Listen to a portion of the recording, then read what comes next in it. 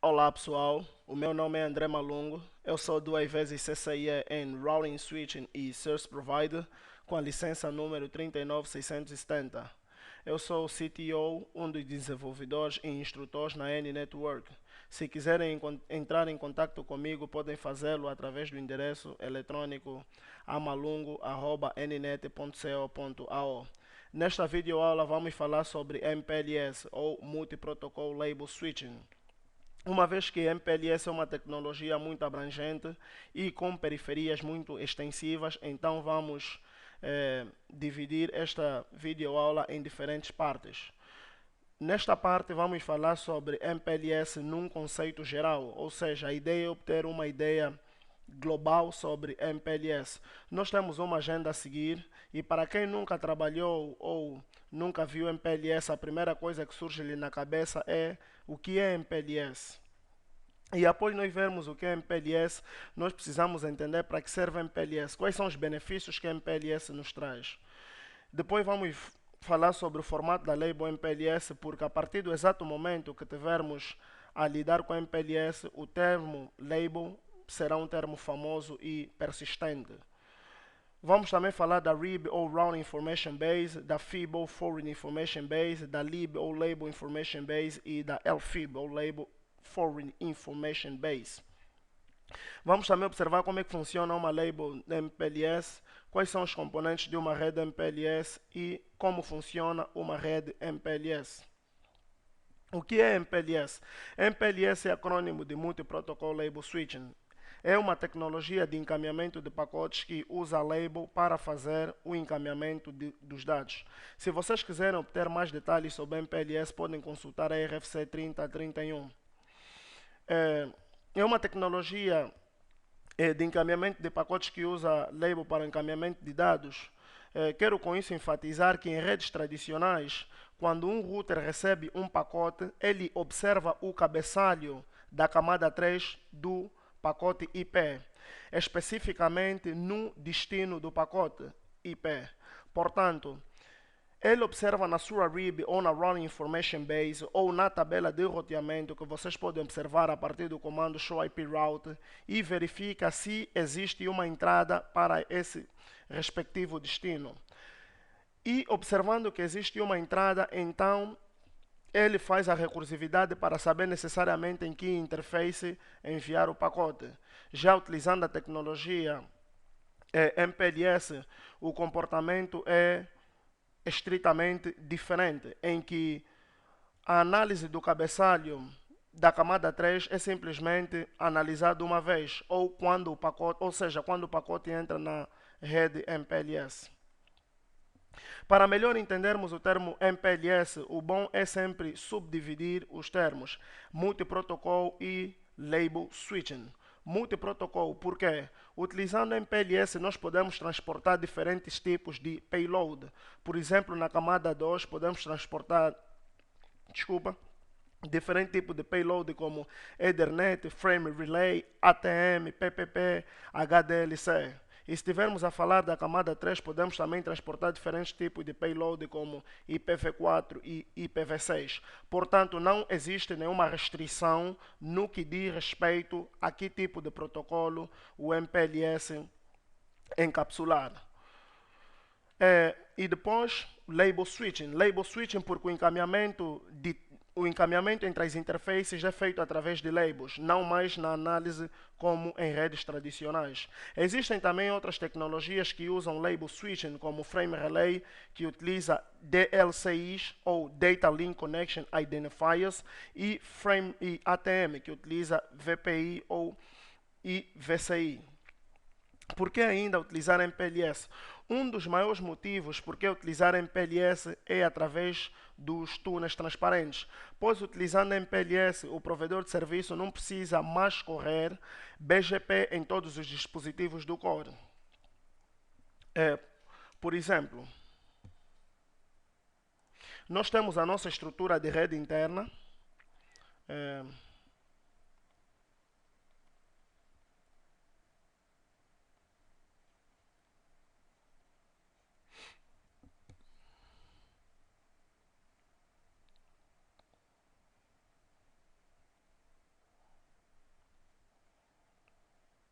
nós vamos dizer que aqui temos o nosso AS, AS 999.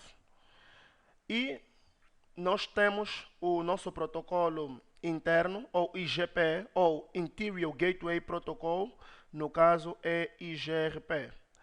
Os routers de borda estão a falar BGP com o provedor. Vamos supor a Unitel. Para o router 1, o router 2 a falar BGP com a Movicel, e o router 3 é também um dos nossos routers que faz o ponto de demarcação a falar BGP com clientes de trânsito. Supõe que nós estamos a vender internet e os clientes de trânsito fazem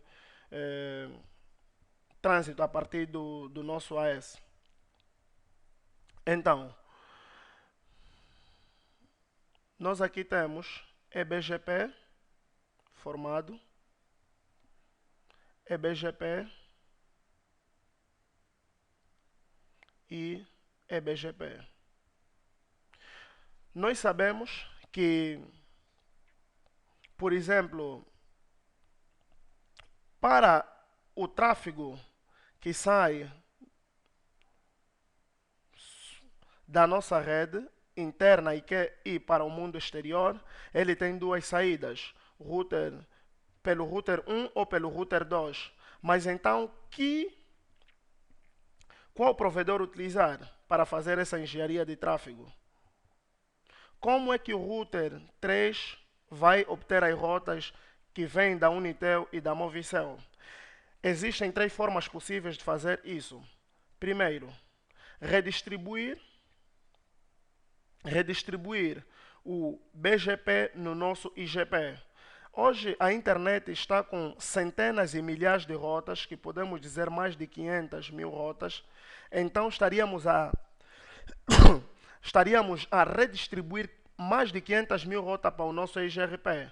E já podemos observar que isso desmistifica completamente o IGRP ou qualquer outro tipo de IGP, devido à granularidade e como foi criado o próprio IGP. Outra forma seria nós fazer IBGP full mesh entre todos os dispositivos internos, o que obrigaria que até os routers internos que não estão a falar BGP com os provedores também tenham a tabela completa do BGP. Não importa se estaríamos a fazer full mesh ou utilizando diversas técnicas como Route Reflector, BGP Confederation, mas todos os routers devem ter a rota, o que não é flexível. Outra maneira seria em fazermos um túnel GRE entre os routers de borda, ou os nossos pontos de demarcação. Mas observamos que a partir da relação de N vezes N menos 1 por 2, se tivermos em presença de 10 túneis, nós estamos a falar de 10 pontos, estamos a falar de 45 túneis formados. E à medida que esses pontos vão aumentando, a rede torna-se muito pouco escalável. Eis a razão uma das razões de utilizarmos MPLS, porque esses túneis são formados de forma transparente, em que não há manuseamento humano, que devemos definir o tunnel source, o tunnel destination desse respectivo túnel. Esse túnel é feito de forma transparente. E o GRE, ele tem um overhead de 24 bytes. Quando nós estiver a falar mais profundamente sobre o túnel transparente do MPLS, vamos observar que para uma rede MPLS sem qualquer outro tipo de aplicativo, nós temos simplesmente 4 bytes ou 32 bits. Se tivermos a falar de MPLS Fast Reroute, Link and Node Protection, teremos 8 bytes. MPLS utilizando o MMT ou Unified MPLS for Mobile Transport, teremos 2 bytes, mas isso a gente vai observar mais adiante nas outras partes do cenário. Outro motivo de utilizar MPLS são os aplicativos, como VPNs Layer 2 e VPNs Layer 3. Depois nós também vamos poder observar sobre os diferentes tipos de cenário entre Intra-AES MPLS Design e Inter-AES MPLS Design e observar quão granular é o aplicativo MPLS no que concerne às VPNs. Temos também as engenharia de tráfego. Para quem já trabalhou com Token Ring, engenharia de tráfego é idêntico ao Source Routing, em que nós podemos ter um LSP ou um caminho definido, mas nós conseguimos mudar o comportamento do tráfego, não baseando-se somente na estrutura de como convergiu a rede. Temos também o QoS, ou MPLS QoS, VPN, que é basicamente o tratamento especial para cada tipo de tráfego. Utilizando a rede MPLS, nós podemos ter clientes agregados que fazem passar diferente tipo de serviço, como a voz. Sabemos que a voz a voz é muito sensível, utiliza pacotes UDPs e tem critérios que devem ser obedecidos, como a latência, que não deve ser superior a 30 milissegundos, ou o delay, que não deve ser superior a 150 milissegundos. Portanto, quando estamos presentes numa rede MPLS, pode existir diferente tipo de congestionamento. Já utilizando o QoS, nós podemos fazer um tratamento especial para, por exemplo, esse tipo de tráfego e assim entrar de acordo com os diferentes tipos de IPSLA ou IP Service Level Agreement. Outro motivo de utilizarmos MPLS é o Any-Transport over MPLS. É o que vimos, não importa qual for o tipo de payload. O formato da label MPLS. Falando do formato da label MPLS, a primeira coisa que devemos entender é o que é label. Label não é mais nada menos do que um identificador de 4 bytes que possui um significado local para o dispositivo em que ele encontra-se. E essa label é o fenômeno da MPLS, que é utilizado para chavear os pacotes e identificar uma FEC, ou Forwarding Equivalence Class. E se quiserem também obter mais conhecimento profundo sobre a label, da forma como é o formato, podem observar também a RFC 3032. Uma label tem o seguinte formato. A label tem 4 bytes, em que 20 bits significa o valor da label, que é o valor local. Nós também temos o external bit, que é o class of service, que serve para fazer o QoS. Tal como o pacote IP, existe o campo TOS, que é o type of service. E depois nós vamos ver mais em diante, quando estivermos a falar sobre MPLS QoS, como é que o external bit interage com o TOS, ou Type of Service. Temos também o S-Bit, que define a última label na pilha das labels.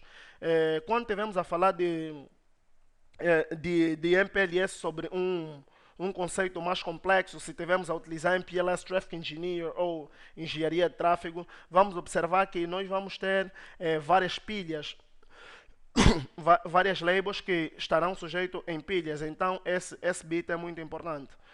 Temos também o TTL, ou Time to Live, que é o equivalente ao Time to Live do IP, que serve para evitar loops infinitos na rede. As labels, onde é que são introduzidas as labels? As labels são introduzidas entre a camada 2 e a camada 3 do modelo OSI. Por isso é que muitas das vezes é chamada como... as pessoas quando perguntam em que camada pertence o MPLS, o MPLS pertence na camada 2,5 do modelo OSI. RIB ou Routing Information Base. RIB ou Routing Information Base não é nada mais nada menos do que a nossa tabela de roteamento. E nós podemos observar a partir do comando show IP route. Nós também temos a FIB ou Forwarding Information Base, que é a tabela optimizada da RIB. A FIB é basicamente utilizada quando nós queremos fazer o encaminhamento de um pacote. Nós depois vamos observar que é uma tabela optimizada da RIB, porque através dela nós já temos necessariamente a recursividade do respectivo pacote ao entrar no router. E anteriormente, quando nós não tínhamos a CEF, nós fazíamos o encaminhamento baseado em process switching, ou em que todo o pacote que o router recebia deveria consultar a General Purpose CPU para necessariamente saber aonde enviar o pacote. Mais adiante nós vamos observar o funcionamento da CEF quando interage com o MPLS. E nós podemos observar a tabela FIB a partir do comando show IPsef. Temos também a label Information Base, que é basicamente uma tabela de MPLS que contém todas as labels conhecidas pelo router. Quando os routers começam a trocar as labels, então nós temos a tabela lib, que podemos observar a partir do comando show MPLS LDP Bindings, que todos os neighbors que são formados entre os peers geram as labels de tudo que possuírem na tabela de roteamento, exceto as rotas BGP, e enviem para os seus vizinhos. E mais em diante, quando tivermos a configurar a rede MPLS ou a falar sobre LDP ou Label Distribution Protocol, vamos observar o funcionamento da lib. A LFIB é basicamente uma tabela optimizada da lib, que é utilizada quando o router quer encaminhar um pacote com label MPLS. E podemos observar a tabela LFIB a partir do comando show MPLS forwarding table. Desculpa. Como é que funciona uma rede? Como é que funciona a label MPLS? A label MPLS são associadas aos fetch.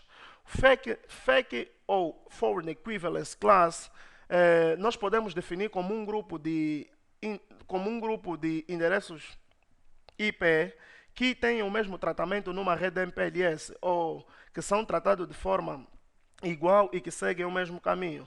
Mas no nosso caso concreto e no caso muito real, FEC para nós não é nada mais nada menos do que um pacote IP associado a uma label.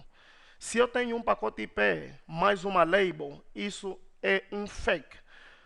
Porque quando nós estiver depois a falar sobre link group, nós vamos observar como é que funciona a FEC sobre o diferente tipo de tratamento.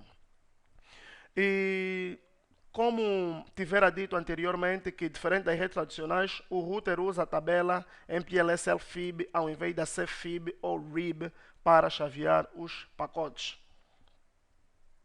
A lógica do chaveamento das labels é basicamente a seguinte: se nós tiver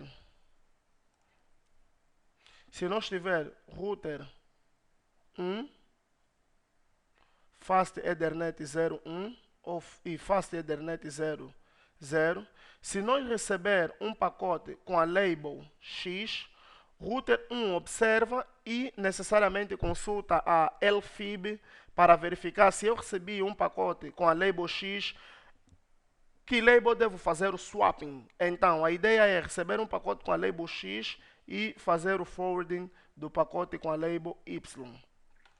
É basicamente o que temos por aqui. Se o pacote chegar na interface 1 com a label X, envia para a interface 2 com a label Y. Componentes de uma rede MPLS. Nós temos os Customer Edge, os Provider Edge, ou Label, que anteriormente eram chamados de Label Edge Router, e os P, ou Provider Router, e que anteriormente eram chamados de Label Switch Router. No cenário que tivemos,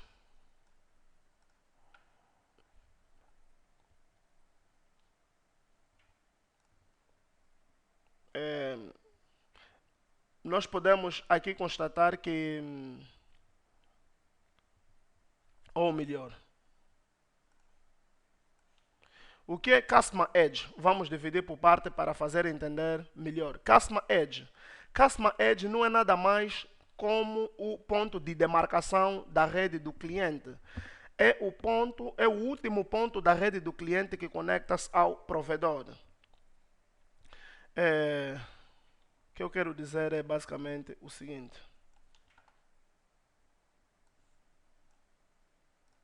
Customer Edge, vamos supor que nós temos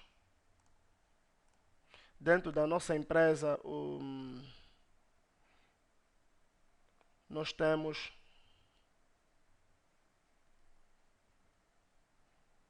empresa A. dentro da empresa tem diferentes tipos de equipamento. O router de borda, ou vamos chamar isso do ponto de demarcação da rede do cliente, que conecta-se à rede do provedor MPLS. Esse equipamento é chamado de CE, ou Customer Edge. Esse equipamento, como podemos aqui constatar, pode ser um elemento da camada 2 ou camada 3, mas normalmente não tem MPLS habilitado. Portanto, ele nem sabe que existe uma rede MPLS na sua conexão com o provedor.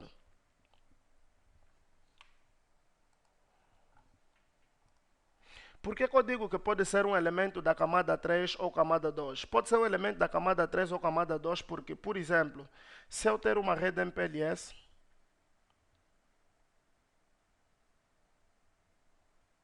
em que tem os PEs,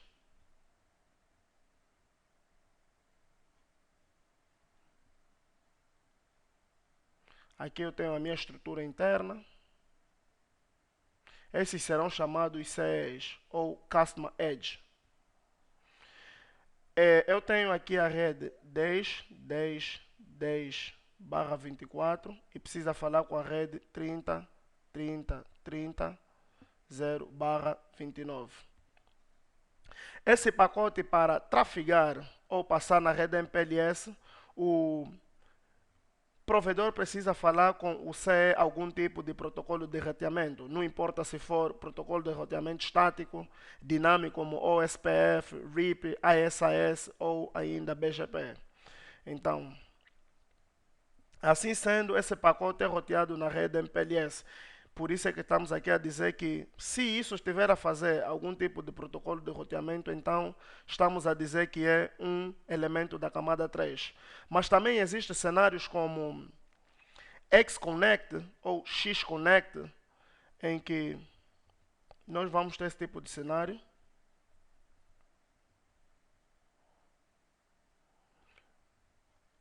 Em que vamos supor que aqui temos um computador.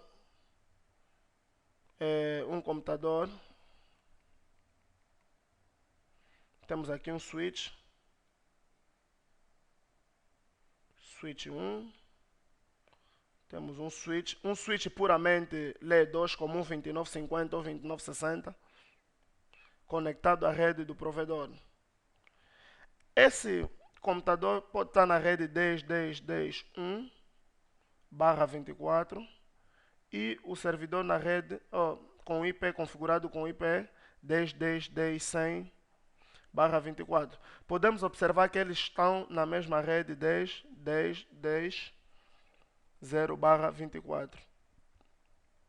Na perspectiva do MPLS router PCA e servidor B, na perspectiva do cliente, é o mesmo que eles estarem diretamente conectados. Por isso é que o CE também pode ser um elemento puramente da camada 2. Isso é equivalente a PCA conectado diretamente a servidor B. E foi o que eu disse de princípio. Nesse momento nós estamos a ter uma ideia global sobre MPLS, uma ideia geral. E a partir do exato momento que nas próximas partes desse tópico a gente começar a configurar, vamos entender especificamente de forma granular esse conceito. Por isso devemos guardar bem todo esse conceito para posteriormente podermos utilizar à medida que formos observar cenários ainda mais complexos. Temos também o PE. O PE é basicamente o motor do MPLS. O PE é o ponto de demarcação também na nossa rede. O mesmo que o CE é o ponto de demarcação da rede do cliente. O PE é o ponto de demarcação na rede MPLS. É o PE que recebe o pacote vindo do CE nativo e acrescenta uma ou mais labels neste pacote IP e encaminha para o core da rede MPLS. Eu digo acrescenta uma ou mais labels, porque depois nós vamos ver, dependendo do diferente tipo de aplicativo MPLS, qual, quantas labels devemos acrescentar no pacote. Também é o PE que recebe o pacote vindo com label da própria estrutura MPLS, remove uma ou mais labels e encaminha para a rede do cliente MPLS ou para o CE. O cenário é mais ou menos o seguinte. Nós temos, por exemplo, o CE conectado ao PE, o PE sobre uma estrutura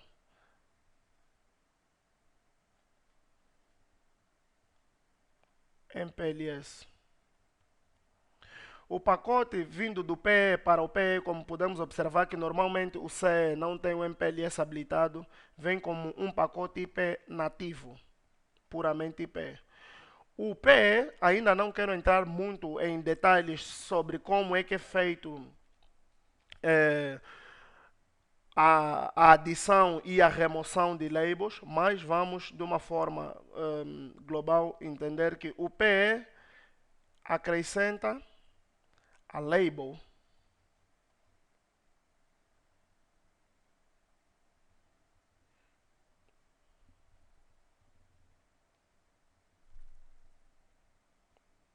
no pacote IP. Essa label é acrescentada no PE e é retirada também no PE. Chega aqui assim e para ir para o CE vai da forma com o pacote IP nativo.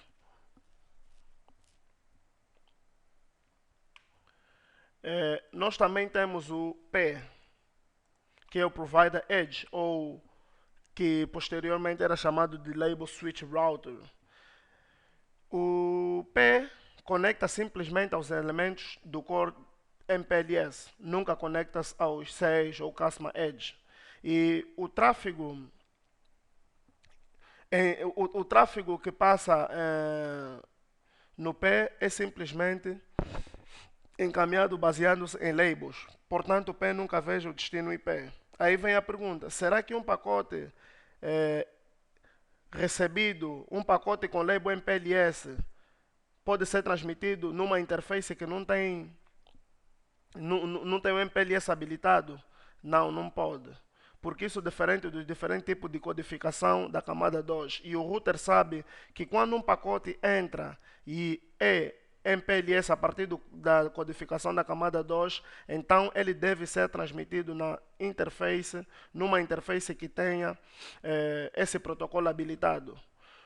Um pacote entrando pelo P, um pacote IP pode ser transmitido numa interface com MPLS habilitado? Pode sim, porque IP é mais um outro protocolo,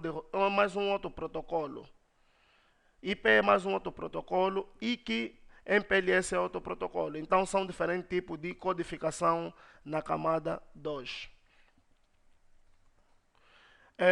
Também temos como funcionam os dispositivos MPLS. Nós temos os diferentes tipos de operações, que temos o label push, label swap e label pop. Label push pode também ser chamado de label imposition, label swap e label pop ou label disposition. Aqui no label swap podemos observar que o pacote entra com a label 16 e o router faz o swap. Swap não é nada mais nada menos do que substituir uma label por outra. Entra 16 e sai com 34. Push depois nós vamos ver mais em diante que é retirar. Não, push é acrescentar. Portanto, o pacote aqui entra com uma label 16, é feito o swap para 34 e o router acrescenta a outra label 55. Pop significa retirar ou disposition. O pacote entra com a label 16 e 23 e o router simplesmente tira a label 23. Temos aqui label push, também conhecido como label imposition. É simplesmente adicionar uma ou mais label na entrada do pacote no router PE ou P. E depois nós vamos ver mais adiante, a partir do funcionamento da própria rede MPLS, como é feito o label imposition ou label pop. Temos o label swap. Label swap é, como dissemos, simplesmente a substituição de uma label na entrada do pacote no router PE ou P. E label pop é a remoção de uma ou mais label na saída do pacote no router PE ou P. Para nós entender basicamente a operação na rede MPLS, nós vamos ter aqui o seguinte diagrama: PE, P, P, P. Temos aqui a conexão com o CE, que são os elementos que compõem uma rede do MPLS. E aqui temos a nossa cloud. Para fazer uma recapitulação sobre os elementos que compõem o MPLS, nós temos o CE, que é o último elemento ou ponto de demarcação da rede do cliente, em que o seu ponto conecta-se à rede do provedor MPLS. Portanto, temos aqui cliente 1, cliente 2. PE, que é o nosso ponto de demarcação em que conecta-se à rede do cliente MPLS. E o P, que é simplesmente que conecta simplesmente aos elementos do core MPLS, nunca conecta-se ao CE. O pacote vindo do CE para o PE entra como IP nativo, vamos supor IP. O PE acrescenta uma ou mais label no pacote IP. Vamos supor que nesse primeiro caso vai acrescentar simplesmente uma label. Label 1. E temos aqui o pacote original IP. Label 1, o PE acrescentou uma label, então isso é o chamado de label ou de operação push. Push ou imposition, label imposition. Quando o P recebe o pacote vindo do PE, ele observa, entrou o label 1, eu vou mandar para o outro P, simplesmente vou substituir a label 1 por label 2.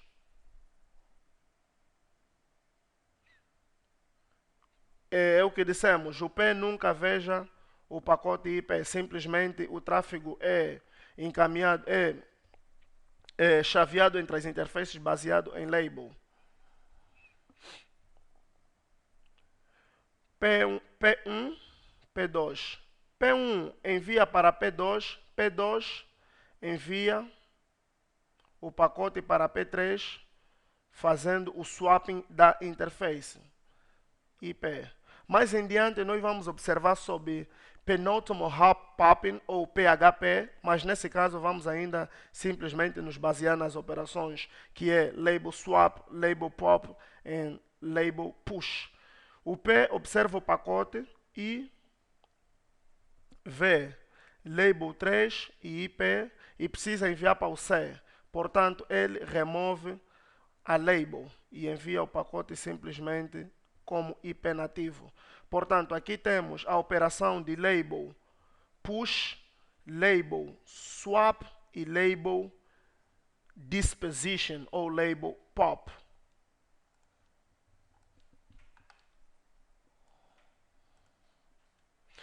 É isso que eu ia dizendo sobre Penultimate Hop Popping, que é uma operação que é realizada no último P, ou Label Switch Routed. Nesse caso, no nosso cenário, nós observamos aqui ineficiência de optimização na própria rede MPLS, porque PE recebe a label, recebe o pacote vindo de P2, com a label. Portanto, aqui ele precisa fazer duas pesquisas, uma na LFIB e a outra na RIB.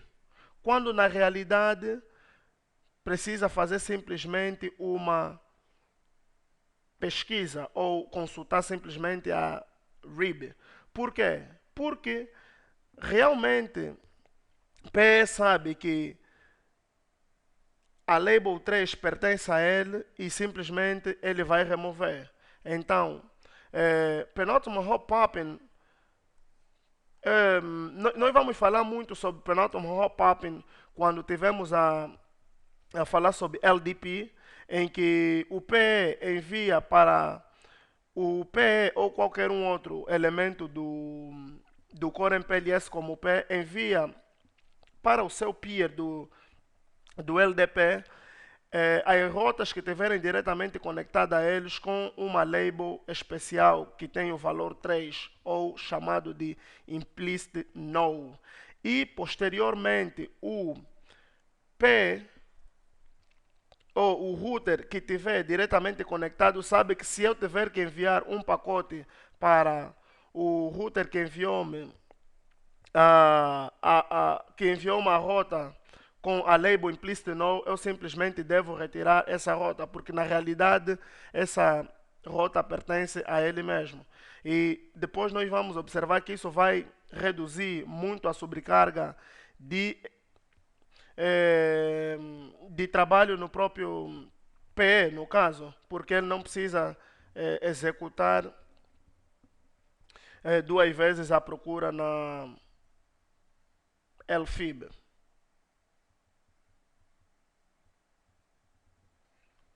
A LFIB, nesse caso, nós estamos a falar de... Por isso é que mais tarde nós depois vamos observar sobre diferentes tipos de cenários em que o PE pode executar uma vez a procura na LFIB e depois na FIB, ou ainda executar duas vezes a procura na LFIB. Se estivermos a falar sobre MPLS VPN, em que temos a label de transporte e a label de VPN.